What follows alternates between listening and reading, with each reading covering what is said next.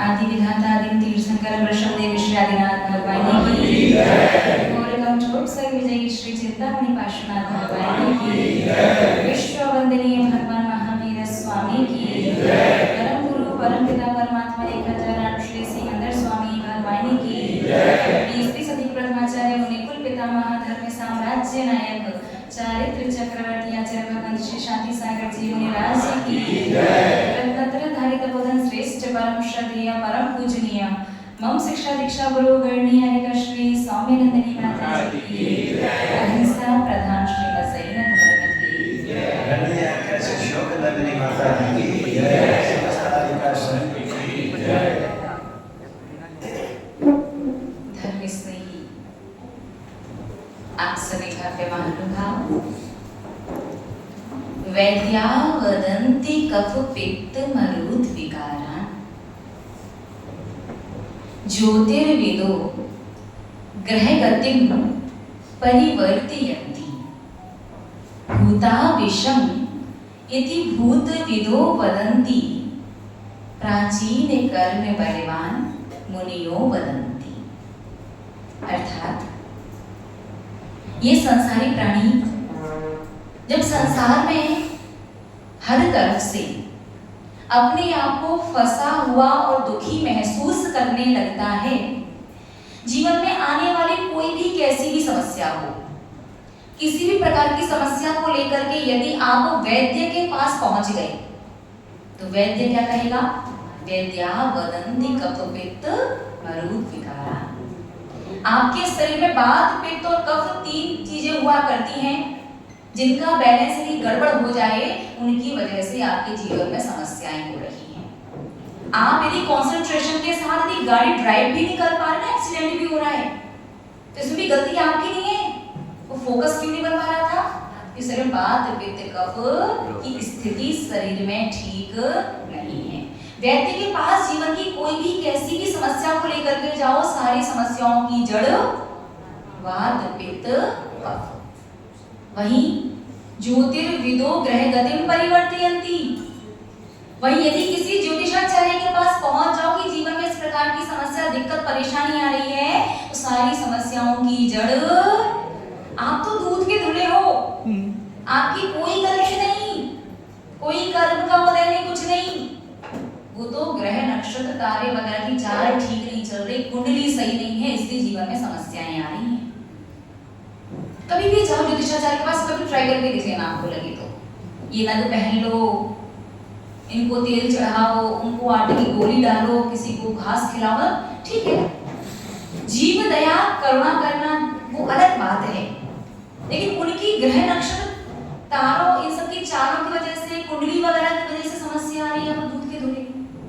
और वही सेम समस्या लेकर के यदि किसी यंत्र मंत्र तंत्रवादी के पास पहुंच जाओ, झाड़ फूक करने वाले के पास पहुंच जाओ, तो भी आपकी कोई गलती नहीं थी भाई, किसी ने कुछ कर दिया है, किसी ने कुछ आपके नाम का गाड़ दिया है, लटका दिया है, टांग दिया है, कुछ ना कुछ गड़बड़ किसी दूसरे ने करी है, किसी की नजर लग गई, किसी की हाय लग गई, किसी की बदुआ लग गई, किसी दूसरे की भावनाएं लग गई।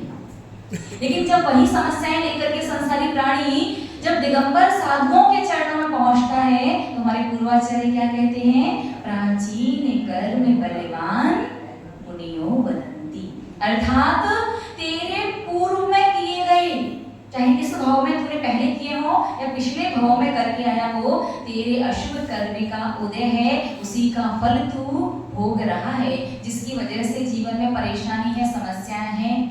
अगर पूर्वकृत कर्म ना होते तो संसार की किसी व्यक्ति में, किसी वस्तु में शक्ति ही नहीं है कि आपको परेशान कर सके।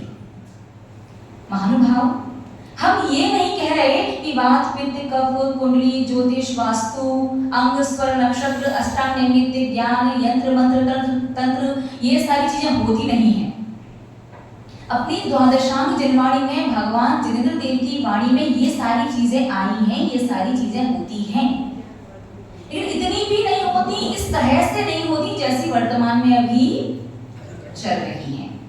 ये यंत्र मंत्र तंत्र ज्योतिष वास्तु अष्टांग नैमित्तिक वात पित्त कफ वगैरह सब कुछ कैसे क्या है इसके विषय को बाद में समझेंगे। आज पहले थोड़ा सा समझ करके अपन अपने कर्म सिद्धांत के विषय को पूर्ण करते हैं, ठीक है। माइक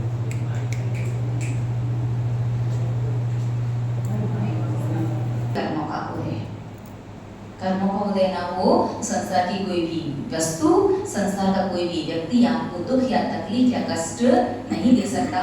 सबसे पहले अपने मस्तिष्क में एक प्रश्न को क्लियर रखो, कॉन्सेप्ट क्लियर करो। कौन सा? कि आज आप जहां पर हो, जैसे हो, जिन परिस्थितियों में हो, वो सब वैसे आप अपनी ही वजह से हो। क्या? जहां हो, जैसे हो, जिन परिस्थितियों में हो, किसकी वजह से हो? आप अपनी स्वयं की वजह से। आपने आज जैसा पुरुषार्थ किया, आज का पुरुषार्थ, आज की मेहनत, आज का कार्य आपका कल का भविष्य, कल का भाग्य बनता है और कल जाकर फिर आज किए गए शुभ अशुभ कर्म उदय में आकर के फल देते हैं। पहला कॉन्सेप्ट क्लियर हुआ कि जहां हो, जैसे हो, जो भी परिस्थिति स्थिति आपकी वर्तमान में भी है, किसकी वजह से है? आपके स्वयं की वजह से, दूसरा कोई व्यक्ति नहीं। दूसरी बात कि निश्चित रूप से पुनर्जन्म होता है, नहीं तो पैदा हुए दो बच्चे अलग अलग परिस्थिति क्यों झेलते हैं? क्यों? क्योंकि पिछला कुछ करके आए हैं, जिसके लिए जैसे पैदा हुआ एक बच्चा फुटपाथ पर और दूसरा बच्चा महलों में पलता है। तो अगर पिछला जन्म हुआ है तो 101% अगला जन्म भी जरूर होगा। और ये अगला जन्म, फिर अगला जन्म, फिर अगला जन्म, ये सर्कल क्यों चलता रहता है? 3 कर्मों की वजह से, द्रव्य कर्म, भाव कर्म और मनोकर्म। हमारे राग द्वेष के, क्रोध के, कषाय के अंतरंग परिणाम जिस तरह से विचार चिंतन जिस तरह से होता है, भाव कर्म जैसा होता है, भाव कर्म के निमित्त से बनता है द्रव्य कर्म और द्रव्य कर्म के फल स्वरूप मिलते हैं 9 कर्म, जिन्हें निमित्त और संयोग, जो भी स्थिति परिस्थिति सारी चीजें आपको दिखाई देती हैं, जो 9 कर्म दिखाई दे रहा है वो किससे मिला? द्रव्य कर्म से। द्रव्य कर्म किससे बंधा? भाव कर्म से। और स्थिति परिस्थिति जो 9 कर्म है उसे देख करके आपके मन में उतार चढ़ाव आता कि नहीं आता? विकल्प आता कि नहीं आता? जैसे मान लीजिए एक सामान्य सी बात है, साधु का 1 घंटे का मौन खोलने का नियम हो, अब 7:30 से 8:30 खोल रहा है, अचानक से कोई विशेष रीजन की वजह से 7:15 बजे खोल दे और कल आप 7:15 बजे आए तब खोला नहीं, आज खोल दिया, तो 9 कर्म मिलती है, तुरंत मन में विकल्प या विचार आया कि नहीं आया? कल तो मौन था, आज खुला है उनके लिए। देखो अब 9 कर्म की वजह से भाव कर्म में परिवर्तन हुआ, भाव कर्म से आ गए द्रव्य कर्म, जैसा द्रव्य कर्म बांधोगे फिर वैसा मिलेगा पुनः 9 कर्म। तो इस तरह से सर्कल पूरा साइकिल पूरा चलता रहता है। बात समझ में आ रही कि नहीं आ रही? पहले बताओ। थोड़ा सा कठिन लग रहा था विषय, ऑब्वियस है, कर्म सिद्धांत इतना भी आखिर जितना हो सकता है उतना सरल से सरल, आसान से आसान भाषा में आपको समझाने का प्रयास कर रहे हैं। इससे ज्यादा और सरल शायद हो सकता हो, लेकिन आप थोड़ा सा समझने का प्रयास कीजिए। आज हम संसार में अच्छी बुरी, सुख की दुख की, जो भी जैसी भी परिस्थिति सिचुएशंस फेस कर रहे हैं, निमित्त संयोग, बुद्धि, ज्ञान, इंद्रियां, शरीर का स्वास्थ्य, परिवार की अनुकूलता, परिवार की प्रतिकूलता, व्यापार में टेंशन, व्यापार अच्छा, सब कुछ जो भी अपन फेस करते हैं 24 घंटे, वो किसकी वजह से करते हैं? कर्मों की वजह से। ठीक है, अब कर्मों की वजह से जो फेस कर रहे हैं, व्यापार है, परिवार है, शरीर है, अनुकूलता है, प्रतिकूलता, ये सब सारी चीजें क्या है? 9 कर्म। 9 कर्म किससे मिला? द्रव्य कर्म से। द्रव्य कर्म किससे बंधा? भाव कर्म से। भाव कर्म कैसे परिवर्तित होता है? 9 कर्म को देख करके। बात समझ में आ रही है या नहीं आ रही? बताइए। सत्य कैसा चलता रहता है? द्रव्य 9 कर्म को देख करके भाव कर्म में परिणाम होता है, परिवर्तन होता है, भाव कर्म के अनुसार द्रव्य कर्म बनता है, जैसा द्रव्य कर्म बना वैसा 9 कर्म मिलता है। फिर 9 कर्म को देखिए फिर राग द्वेष करता है, राग द्वेष करके भाव कर्म बिगड़ता है, भाव कर्म से द्रव्य कर्म का वध करता है, जैसा द्रव्य कर्म बना वैसा ही निमित्त संयोग 9 कर्म मिलते हैं। बात समझ में आ रही कि नहीं? पहले बताइए। ये सर्किल, ये चैन कब टूटेगी? अगर ऐसा ही चलता रहा तो टूटने वाली है क्या? फिर अगला जन्म, फिर अगला जन्म, फिर अगला जन्म, फिर अगला जन्म, यही करते रहो संसार में, तो आनंद आने लगा है ना संसार में।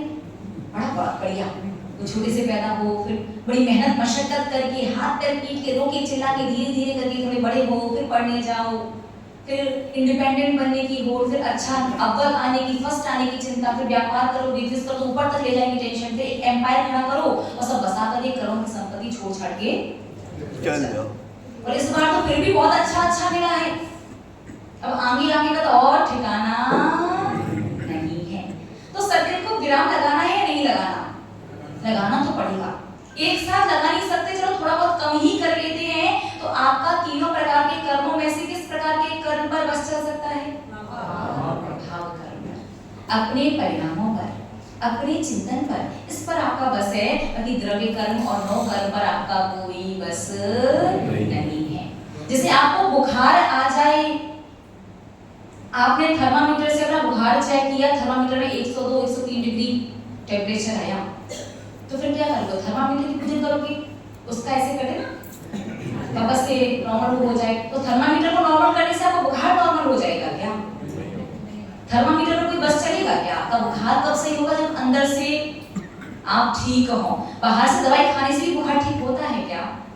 वो हो भी जाए और वो एक पुरुषार्थ किया आपने बाहर से दवाई खा करके। थर्मामीटर में बुखार 103 डिग्री आया है, टेम्परेचर आया है, थर्मामीटर की वजह से ना तो बुखार हुआ और ना थर्मामीटर में नॉर्मल होने से आपका बुखार उतरेगा।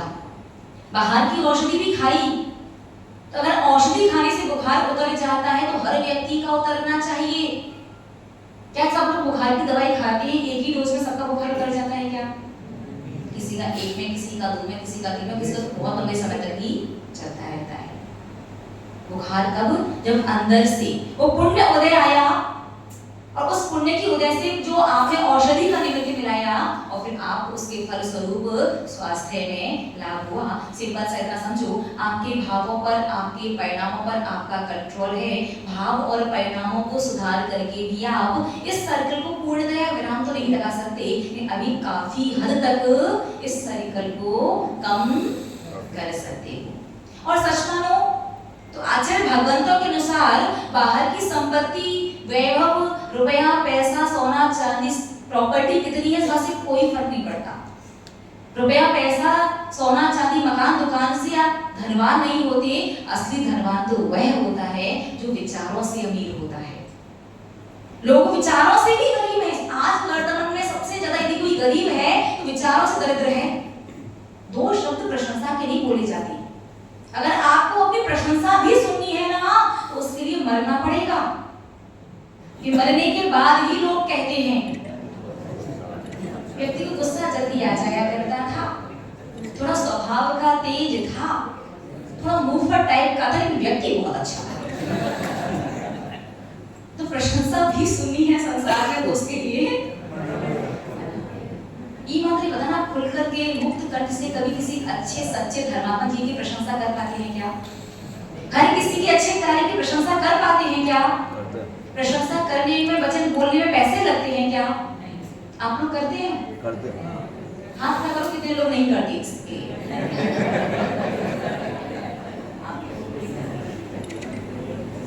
लगभग लोग सभी लोग करते हैं।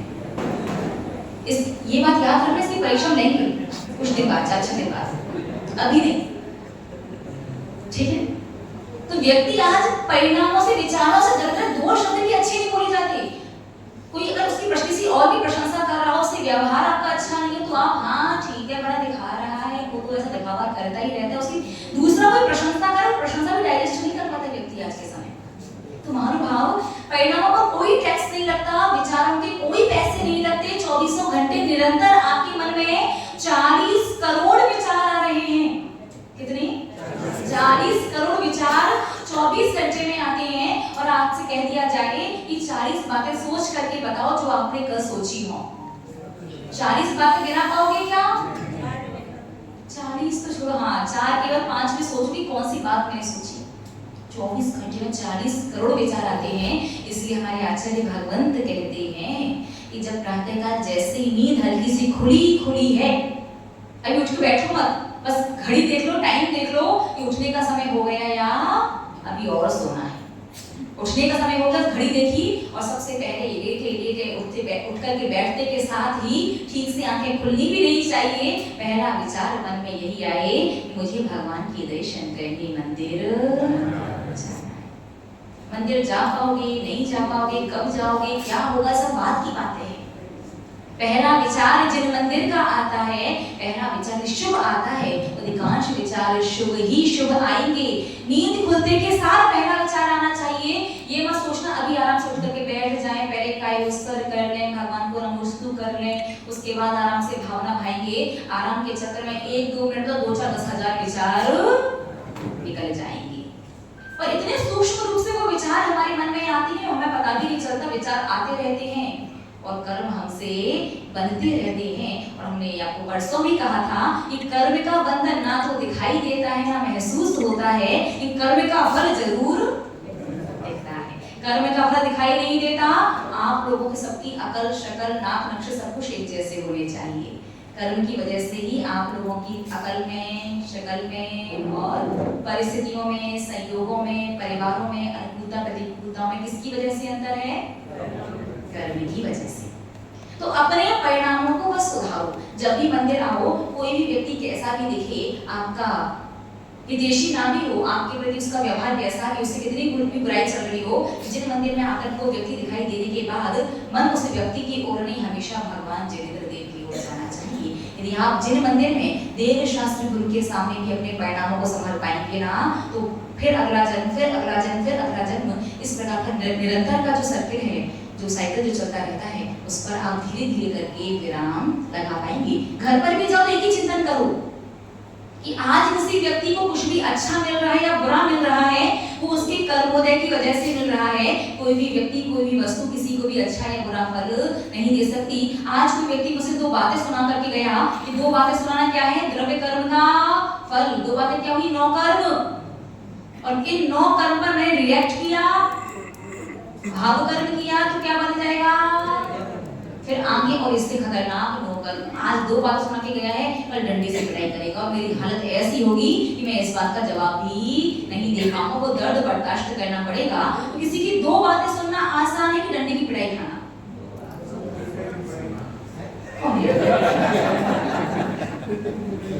कहने को कुछ भी कह दो, लोग कहते मरने से नहीं डरते, कोई बात नहीं, मौत तो सबको आनी है। लेकिन कोरोना आया था, फिर क्या क्या नहीं किया? ताली बजाई, थाली बजाई, टॉर्च लेके खड़े हो गए, जो कर सकते थे सब कुछ किया। आना नहीं चाहिए। देखो, कहने से कुछ भी कहा जा सकता है। जब कर्मों की मार पड़ती है ना, जब कर्मों का उदय आता है ना, उस समय कुछ भी समझ में नहीं आता। बस एक ही विचार मन में चलता है कि हे भगवान, कैसे ना कैसे करके इससे मैं बचे जाऊं, इससे बाहर निकल जाऊं। और सबसे भयंकर मार जो पड़ती है वो पड़ती है नरक निरोध गतियों में। वहां तो 1 सेकंड जितना लेकर के गए उतना भोग करके ही आना पड़ेगा। प्रति समय एक ही विचार चलता है कि मुझे मनुष्य पर्याय मिली थी, जैन कुल मिला था, मुझसे कितनी बार कहा गया कि धर्म करो, धर्म करो। अरे कुछ नहीं तो कम से कम विचारों को अच्छा रखो, मैंने वो भी नहीं कर पाया। आप जब नरक में जाते हैं, भगवान से बार बार बस एक ही प्रॉमिस करके आते हैं। कौन सा प्रॉमिस? भगवान बस एक बार नरक से निकाल लो, 8 वर्ष का होते ही दीक्षा ले लूंगा। क्या कहा भगवान से? जैन कुल मनुष्य पर्याय मिली, 8 वर्ष का होते ही दीक्षा ले लूंगा। और यहाँ थी सब कुछ भूल गए, ऐसे मस्त हो जाते हैं संसार में कि ये सब कुछ छोड़ करके आप कभी जाओगे ही नहीं। महानुभाव, संक्षिप्त में इतना समझिए कि आज वर्तमान में यूं तो मोहनीय कर्म 8 कर्मों का राजा है, लेकिन वर्तमान में जीव मोहनीय कर्म की अपेक्षा अंतराय कर्म और वेदनीय कर्म से ज्यादा दुखी है। 8 बज गए। 5 मिनट विषय पूरा करने के लिए कल कंप्लीट करते हैं। 5 मिनट कल कर देते हैं। 5 मिनट कल के सिद्धांत कल आराम से कंप्लीट हो जाएगा। 5 मिनट 5 मिनट नहीं 8 बज गए। कल बताते हैं कि किस प्रकार से कर्मों के क्षयोपशम को बढ़ाया जा सकता है, किस प्रकार से कर्मों की फल देने की शक्ति को कम किया जा सकता है, कि कर्मों को बिना भोगे तो हटाया नहीं जा सकता। ऐसा कौन सा उपाय है जिसकी वजह से हम उसके फल देने की शक्ति को कम अवश्य कर सकते हैं। करोड़ों के कर्जे को कुछ 100 रुपए में निपटा सकते हैं और सोने जैसे कर्ज को पीतल के भाव में बदल सकते हैं। तो किस प्रकार से संभव होगा कल अपन समझेंगे। आज बस आपने इतना समझा है कि मुझे बाहर से मैं दरिद्र हूँ या धनवान हूँ, ये तो बात की बात है। मुझे कम से कम विचारों से दरिद्र नहीं रहना है। किसी का कोई भी कैसा भी कार्य भी अच्छा है, चाहे घर का परिवार का कोई सदस्य करे, बच्चे करें, बड़े करें या कोई अन्य समाज का व्यक्ति करे, यहाँ तक जिससे आपका मन नहीं भी मिलता हो कि वो भी अच्छा कार्य कर रहा हो, उसकी भी खुले हृदय से प्रशंसा करनी चाहिए। देव शास्त्र गुरु की धर्म की हमेशा अनुमोदना करनी चाहिए। अब अनुमोदना का फल 16% ही क्यों कहा जाता है? कहते हैं ना अनुमोदना करो 16% मिलेगा। Why?